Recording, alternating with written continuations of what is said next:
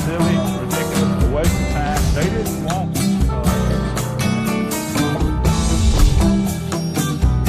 that's why they were so successful. That's why they got away with it. I made a living in very dangerous. This is really an integrated blend society. Dianne Andrews in Black and White. Welcome to Dianne Andrews in Black and White, and I'm your host, Dianne Andrews.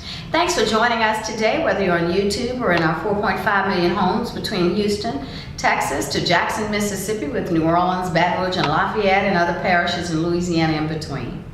If you've kept up with Dianne Andrews in Black and White, you know I recently interviewed our mayor and general honoree, Mayor Sharon Broome in Baton Rouge, and I interviewed our chief of police on the series that I've started on stopping the violence in Louisiana, and we're going to do this around the country because this is not a Louisiana problem. This is a problem around America. The gun violence in America is killing our youth. And we have two people who are very courageous here today that have children who have been killed at the act of guns. And this is black on black crime. We have people that are killed, white police that we hear a lot about in the news, but we don't hear as much when it's children that are killed by each other, which is 90% of the gun violence against black children is not by white, it is by black on black crime.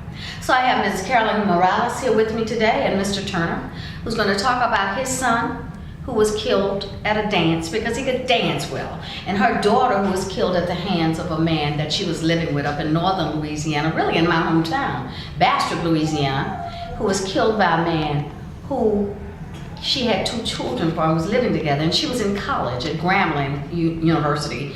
And we want to talk to both of them and first give our condolences for what has happened to your life, to your daughter and your son. We're going to start with you, Mrs. Morales, and talk about your daughter was in college at Grambling. She was working there in Bastrop, had two children with her partner. They lived together in Bastrop. And they had problems in and out for a while, and she'd call him, Mom, I want to come home, Mom, I think I want to leave him. And this time she was serious about leaving him. So tell me what happened from there, from that point when you brought her home. Okay, from that point when I brought her home, we found her apartment, purchased a car. When I say me, I'm talking about myself and family, other family members. Bought her a car, furnished the apartment, and she found a job here and was very, very contented. And Here in Faraday, we're in yes, Faraday, Louisiana, yes, just ma'am. beyond north of Faraday Rally. Yes, ma'am. She was working at Faraday Upper Elementary School in the office as an office aide and very, very contented and happy. And she started working there like February. What year was that, Mrs. Morales? This is 2006. This happened in 2006. And she had been working there for over almost a year. And the Christmas holidays was coming up, and December 10th, 2006, this young man decided to drive from Bastrop, kick her apartment door in. He didn't let her know he was coming. He No, didn't ma'am. say, can I come see my children? Did he often come down to see his kids? No, ma'am, he didn't even know where she lived. Okay. Someone told him, informed him of where she was living. But I think what A quote, happened, mutual friend probably. She thought was her friend. they But told they may not have known what he wanted. Yeah, they told him where she lived. So this particular Sunday morning, Had he ever beat her or anything in the past that you know? well, that I know of, I knew they used to argue a lot. Yeah. And because my oldest granddaughter at that time, she was like 5, she told me that they would fuss a lot. They would be fussing a But lot. she never saw him strike her. No, ma'am. Never a police call that you know about. No record of that. If they did, she didn't. My daughter wasn't gonna tell me anyway. Yeah. But my granddaughter would have told me. Okay. But the only thing is, I know her daughter did not like stand up there with them, And that was her father. and it was her father. The granddaughter didn't like staying on the door, your door. No, the granddaughter didn't like Yeah, standing that up was her there. father, right? Right, that's correct. She didn't like her father. And Or it- just didn't like up there. Well, she didn't like the dad living arrangements. Okay. And because he had two older children by another lady, and they were staying there, so she just didn't like the living arrangements. Okay. Because every chance she got, she would call me. She said, "Granny, How old was she then, your granddaughter at that time? She was 5. And she had the astuteness to call you and tell you, Grandma, I don't like She this. said she didn't like it. She just didn't like it. And when you asked your daughter what the problem was, what would she say was the problem with the living arrangement? Well, she'll just say that those other kids was there, and it was taking away her time. And see, because Kimber was being, Kimber was trying to be mom to them, and then really wasn't their mom. Then she did everything for all of them, and it took away some time from her. Right. And then so she was trying to be stepmother to a guy his children, she wasn't even married. That's correct. So when he kicked in the door, then what happened? Okay, from my understanding, when he kicked in the door, she was in the kitchen and shampooing her hair. She had just fed the kids breakfast. They were watching TV. So when he kicked in the door, Lanaya, the oldest one, she was there. She said they was in the kitchen arguing, and she said she heard her mom say, "Barry, no, don't do that. What about the kids?" So she said she heard a shot, and when she heard the shot, she got a little brother, which was 2 years old at that time. And she was 5. She was 5. Wow. She was 2 years Strong old. young girl. She was 5, and her little brother was 2 years old. She got her little brother's hand, walked down the steps, went to the apartment manager's office, and told her what was going on. And then from there, the mother was already shot by that time, but she didn't run in there. She had the astuteness to run out and try to get help. She got her brother, and then they went to the manager's office, and the manager immediately called 911. So they were in another room. She never saw the daddy. Good, she ran out and may have killed everybody because he did kill himself, I think. Afterwards. Now, how long it was after that, I don't know. But he didn't kill himself that day. Oh, yes, ma'am. He killed himself that day. Right there, that day.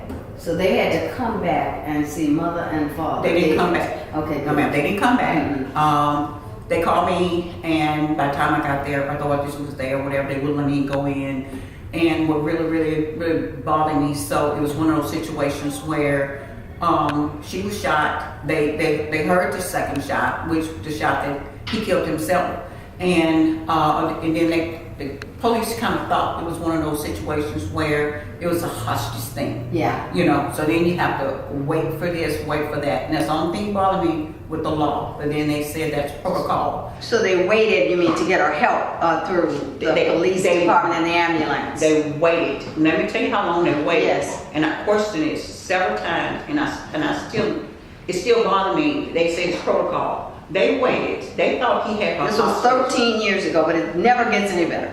Right. Any better. They waited until they called this young man's mom. They waited until she drove from Collinston, Louisiana to Faraday to try to talk. To Faraday? Yeah, she had to drive. That's 3 hours. Well, from Collinston, Louisiana. 2.5, 3? No, ma'am, it's not quite that much. About an hour and a half for sure. Is that all it is? Yes, Because ma'am. I lived there. Yes, ma'am. It's a good.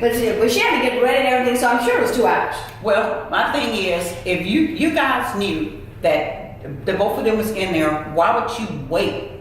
Did you get legal advice, counsel on this? Afterwards, I asked the sheriff. I said, I just don't understand why y'all just did not go And in what did there he say? and go and do what y'all needed to do. He said that was protocol. It's a certain way they have to handle situations like These were that. both grown people over 18, and you have to wait for a mother to come? They was under the impression that he was holding her hostage or whatever the case may be, and they was trying to like talk him out or whatever. But so he wasn't dead, but he hadn't shot himself yet. I guess if they were talking to him, he couldn't be dead. Well, I don't know, but I just, to me, it just felt like my baby was in there. She had been shot. I know she had been shot. Why you just don't go in and get her help? And maybe she would have been That's here today. one that I would have to And ask see. because you have, I'm not trying to And I'm make not- a case here, but that's really seems a lot to wait 2 hours, at least Yeah. 2 hours to go in for someone who's, And where was then- she shot? In her head. Did the records, the ambulance say she died instantly? Because they don't know. The police autopsy may know if she died instantly. Well, when I read the police report, it said gunshot to the head. She died immediately. So she died. It didn't matter for her, but if that's protocol, I think the police need to look at that. I did a show once with our chief of police in Baton Rouge, who was Chief Dowdy at that time, and I asked them why sometimes, when you're doing out and bullets come quick when you're in a gun battle, and why can't you shoot in the leg or the arm or something, they are taught in the police department protocol is shoot to kill. So there may be a protocol to wait till somebody comes, but that's something I don't know. But that's something I would just want to know. But she probably did die instantly. It bothered me. Yeah. So that means, so it's kind of colored me. It helped in a sense, and then it not, because at least if she died instantly, she didn't suffer. Right. You know, that And it didn't matter that they waited, but it could have been different. You don't. That's what I was thinking. That's right. But then when it went in, both was dead anyway. Both of them was dead. So. And he probably shot himself in the head too. Mr. Turner, let's talk about your son. Now this one is about dancing. What we're going to do is talk about this. We're going to take a short break, and then we're going to come back in a minute and let's talk about how someone is killed for being a good dancer. Come on back to Dianne Andrews in Black and White and hear these shattering and heartwarming stories about life and death. Thank you. Come on back.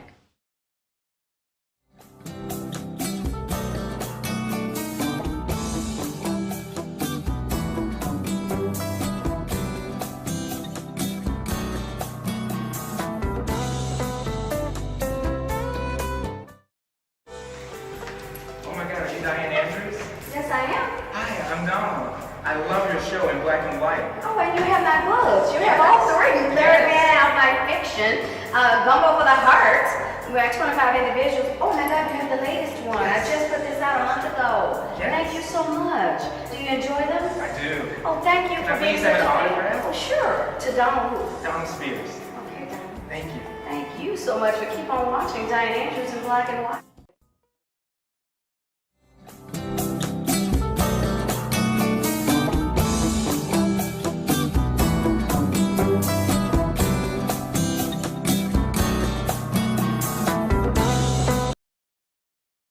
Thank you for coming back to Dianne Andrews in Black and White. I'm still with Mr. Turner and Ms. Carolyn Morales about the deaths of their children against gun violence and black-on-black crime. We're going to talk to Mr. Turner about his son. When we left for break, I told you he was killed about being an expert dancer. Before I get into that, I'm getting ready to do a show out of Baton Rouge on the LSU basketball player, Mr. Wade Sims. Young man who was at LSU and went over to Southern University to a fraternity party and ended up in a confrontation with, purportedly, I understand, and I've talked to the mother about, and what was in the paper, about his cousin or friend or relatives and some other guy dating the same girl. He ended up with a fight. The guy came back and shot him to death. 2 lives lost and 2 families that are in turmoil and hurting for the rest of their life. And that was Mr. and Mrs. Wade Sims' only child. And he grew up in a 2-partner family, because we're talking a lot about the matriotic society also, and that more blacks need to have 2 parents in the home. And to get to that, I'll talk a little bit, and this is nothing derogatory, Mr. Turner, but I know you were not married to your son, who was 18 years old, I think you said, when this happened, right? To his mother, and you were in and out of his life. You did the best you could at the time to be in and out of his life, but I'll ask you this, if you could do it over, would you have spent more time with him and maybe taught him a little bit more than what he knew? Because he did get into some bad scenes, I think, and drugs, but that wasn't the reason he was killed, and that wasn't at this time. So let me let you talk on what happened and what you would do differently, and what happened to the young man who killed him. Well, what was told to me, they were at a party in Jonesville. How far is Jonesville from here? 20 miles? Yeah, give or take. Okay. And you all live there, or you live in So Fairfield? I lived in Fairfield, he lived in Jonesville. Okay. And they said that they just got to dancing. And my son outdanced him and he got upset. And It was like a dance contest? well, Or everybody just out on the floor everybody just dancing? dancing. Well, usually when he danced, everybody stopped and watched. Really? Was he like a Michael Jackson kind of dancer, or Justin Bieber, what kind, Usher? He was better than Michael Jackson. Did he just have it, or he really, trained himself to dance? Because Michael trained himself, yeah. Trained himself to dance. Wow. And that's what he wanted to do? Yeah. Be a dancer. And they said after the other kids got to laughing and joining him, that they got him to leave, and they said the guy went out and got in the Did car. he know him? Did they know each other? Do you know? I'm not sure. Jonesville, they probably But did. I think he did know him. Yeah. And so he went out and got in the car, and the other kids and my son came out behind him. And once he got in the car, he just shot outside the car. And just so happened, it was my son that got hit. He shot outside the car. Now, he didn't shoot. They were standing outside the car. They weren't in the car. So he was saying he was in the car. He was in the car. But so he shot in the car. The bullet went in the car, right? Oh no, the kid with the gun was in the car. Oh, okay. He just pulled up and wasn't here. So you don't think he was, do they think he was aiming at your son, or he just shot to kill anybody in there? But they said he wasn't, and that's what's kind of odd with me. Yeah. That he and my son had got into an altercation in the place. When he got out and got in the car, he just said he shot out the car, but my son was the one that But was still, why are you with a gun? And I'm sure it was a straw purchase. Right. I'm sure it wasn't registered to him. He was only 18, maybe or younger himself. So 18. He was 18 also. I'm sure it was a, 80% of guns that people don't walk in who are criminals or gangbangers or and say, hey, show ID and get guns. And part of the problem in America is every state has different regulations. There does need to be universal gun control, I believe, from the nation to put some stricter laws on gun violence. But you can take Parkland. He got it. That kid got it from his grandparents or foster parents' gun closet, and he had been investigated by the police 4 or 5 times, and they never did anything to stop him. So where is that boy? We know what happened to Carolyn's son, her daughter's, the boy that was dating, the young man that was dating her daughter at the time. He's now killed himself. What happened to this young man who killed your son? Well, he got 5 years. Is that the standard? Was it this called manslaughter? Did he cooperate with the police? How does 5 years happen for murder? I don't know. Oh. And this is just mind-boggling because once they had the trial to Were you in attendance at the trial? yes, I spoke at the trial. You did. Good. And his mother, how is she today? She has other kids, but Right. nobody takes away any of your kids, and you not be heartbroken forever. Right. His mother's still grieving. Of course, I can understand that because that was her baby, Right. my oldest. Uh-huh. But the kid that shot him, he's inferior. He lives here now. You see him I sometimes. see him sometimes. Has he ever apologized to you for what he did? No. The Would that strangest, make it better to you? I mean, not better, but would you feel like he has some humility and he does understand what he did and he is sorry for what he did if he apologized? I believe it. Yeah, I think so believe it. too. But the strangest thing about it is when he got out, I was helping this guy to put on a football camp here, and I went to the high school and went in the coach's office. And when I walked through the door, he was the first one I seen. Did he look at you or did he turn his head? He looked and then he turned his head. But I went to him and I shook his hand. Did you really? That's really forgiveness. Shook his hand. And what did you say? I just asked him how you doing. But I did not stay on the campus. Yeah. After that, I left the campus. Well, I commend you too and I liked what you said, and I think if people hear Dianne Andrews in black and white, at Mr. Turner's son's funeral, the minister asked people to come and join God, and he talked about God. And you had 25 young black boys come, and girls, or just people. Just people. People join the church at the funeral. Right, it was mostly kids though. And that's a good thing. And that's what gave me a whole lot of relief on my son's death. Right, because he may have just saved somebody else's Right. life. Well, thank you all for being on Dianne Andrews in black and white, and we'll try to continue this journey I'm on to help stop the violence and let people know what's really going on out here with our youth. Thank you very much, and God bless both of you. Yes, ma'am. Thank you.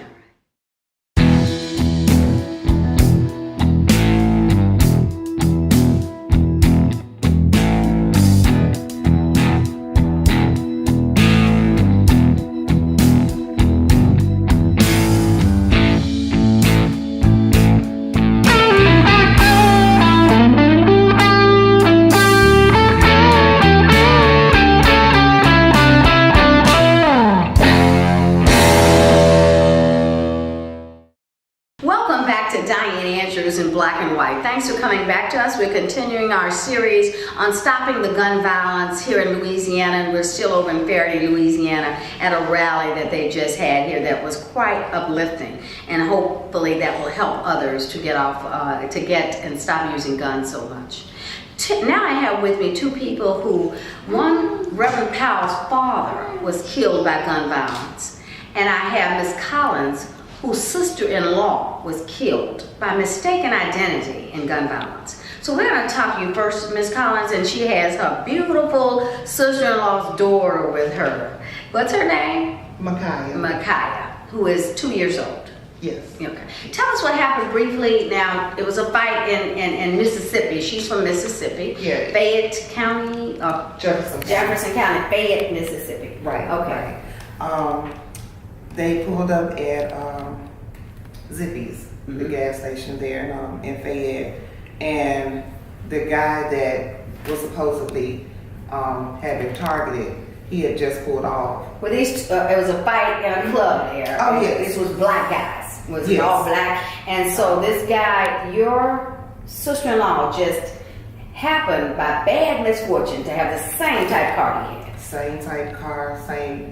She pulled up to Zippy's. Is that where she pulled up to? Right. She pulled up a minute and 42 seconds later in the same parking spot that this targeted person With the same car. had just pulled off in the same car. And the And he perpetrator, couldn't tell it was a woman he was killing instead of a man. he didn't even look. When he pulled up, he just pulled up and shot twice and hit her twice. And She died instantly? instantly. It severed her artery in the back of her neck, one of them, and the other one hit her in the back of her lung. So, yes. And the hospital was. And she was a year and 3 months old when her mother she was a year and killed. 3 months old. And how long did she live? Not even. Oh, you're gonna take the 7 stop the minutes. violence back, y'all? Not even minutes after that, because the store is like right next door to the hospital, Oh, okay. and they Yeah. couldn't even save They it. couldn't save her in that short amount of time. Right. And She's a pretty little girl. And you stepped up because the father has not stepped up for his daughter yet. right. And you took her in. My husband and I. That's really wonderful for you, for her to have some loving parents that have helped her and take care of her and taken good care of her. She is so cute. Thank you. Now, Reverend Powell, you have another very interesting story that no one has been charged with the murder of your father. Tell us that story. What happened? Was your father a good guy? He wasn't a drug seller or anything like that, right? Or was he in a bad world? Or was he in just a working man?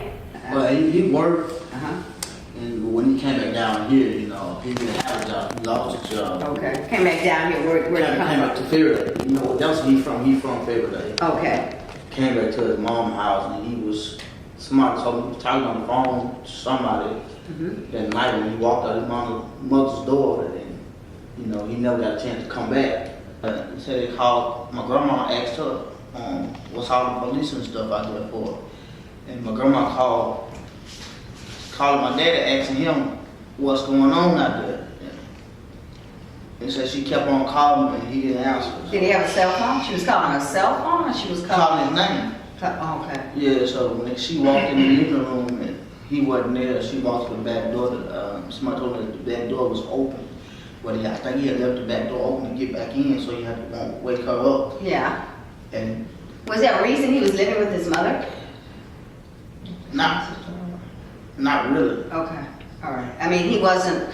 I'd ask, was he working, or I'm not trying to get in your business, but did he have was he in a bad place, like a bad environment of friends? No, he wasn't in bad environment, friends at all.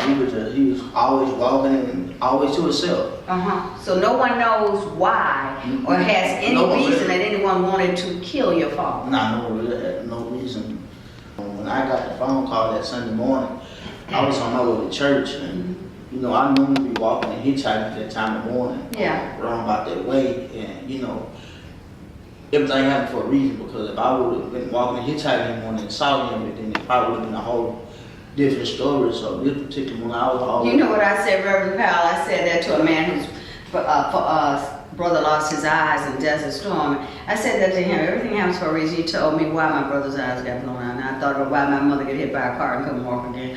And I said, I do inspirational quotes, and I said, everything may not happen for a good reason, but there's a lesson in it for every season. Yeah. I don't say that one. Yeah, I don't say that one anymore. And when I was preaching, I told him that right now we're just in a storm. So have you tried to find out who may have wanted to kill, or have the police just, is this a cold case that they just say, hey, it's open and we don't know what happened? I have no earthly truth. Nobody ever. Your mother doesn't know, nobody came Well, my by mom- to see my him, that mom- he was arguing with or anything? My mom passed. My mom died at 28 years old. No, his mom, I meant to say, he was living with his He mom. had to live with his mom. Did she know anybody that he argued with that came by the house to see him? I mean, She had does no the road sight to lead? herself. She, oh, okay, wow. But he just Well, maybe always- on here we could just tell people, if anybody has any clues, to please get to Reverend Powell on the death of his father last year, 2015. 2015. 2015, that's been open for a while. Well, thank you all both for being on Dianne Andrews in Black and White, and you're very good to take your sister-in-law's little beautiful girl in, and she has a loving family, and I hope you find some solace as to what really happened to your father, because it's bad when you don't know when someone's gone out of your life in a split second. Thank you very much for being on Dianne Andrews in Black and White.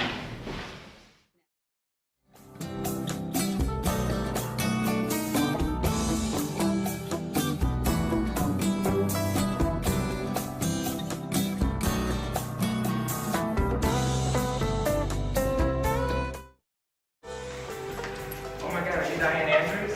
Yes, I am. Hi, I'm Donald. I love your show in black and white. Oh, and you have my books. You have all three. Third Man Out by Fiction, Gumbo for the Heart.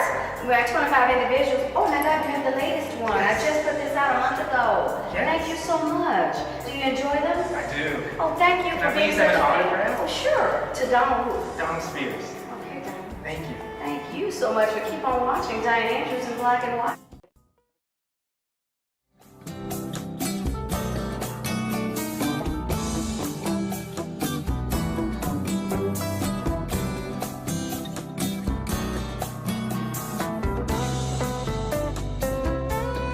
That's why they were so successful. That's why they got away. And I've made a living in very dangerous. Dianne Andrews in Black and White.